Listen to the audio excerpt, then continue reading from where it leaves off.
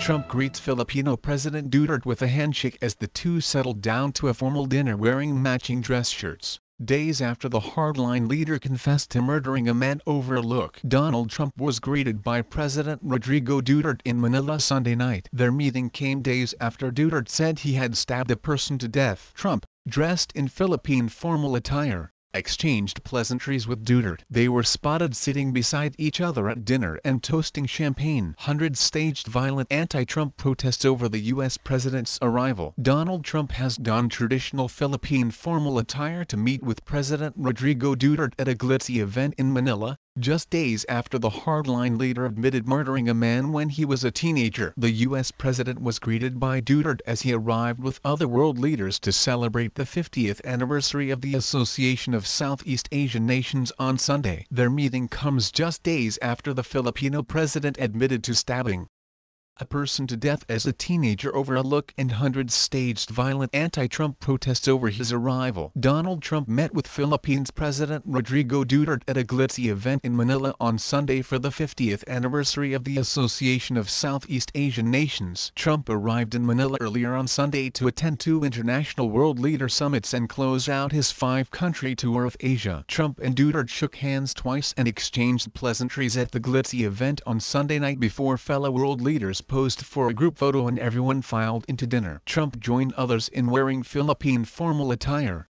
the barong Tagalog, or long-sleeved white shirt. Duterte sat to Trump's left at dinner and they engaged in conversation before the first course was served. At one point they were pictured toasting with champagne. Trump and Duterte are set to hold more formal talks on Monday. The U.S. president was originally scheduled to depart Manila on Monday, but he added a day to the visit so he could more fully participate in one of the summits. Duterte, sometimes described as the Trump of the East because of his brash and mercurial style, had said earlier on Sunday that he was sure Trump wouldn't raise human rights concerns when they met after the U.S. president previously praised his deadly drug war. The 72-year-old leader had said earlier in the week he would tell Trump to lay off if he broached the subject. Trump joined his fellow leaders in wearing Philippine formal attire, the barong Tagalog, or long-sleeved white shirt. Duterte won elections last year after promising to eradicate illegal drugs with an unprecedented crackdown that would see up to 100,000 people killed. Since he has taken office,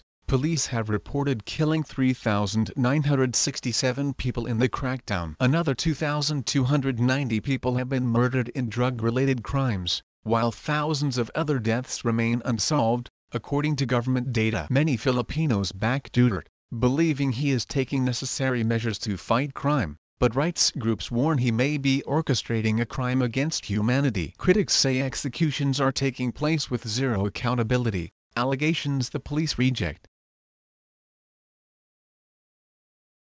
Finally, I visited the Philippines, where I met with numerous world leaders at the U.S., ASEAN, and East Asia summits. At ASEAN, the Association of Southeast Asian Nations, we made it clear that no one owns the ocean. Freedom of navigation and overflight are critical to the security and prosperity of all nations. I also met with the prime ministers of India, Australia, and Japan to discuss our shared commitment to a free and open Indo-Pacific. During our visit, President Duterte of the Philippines thanked the American people and our armed forces for supporting the recent liberation of Marawi from ISIS. We pledged to strengthen and deepen our long-standing alliance. At the East Asia Summit, the United States negotiated and signed 4 important leader statements on the use of chemical weapons, money laundering, poverty alleviation, and countering terrorist propaganda and financing. And crucially, at both summits and throughout the trip, we asked all nations to support our campaign of maximum pressure for North Korean denuclearization.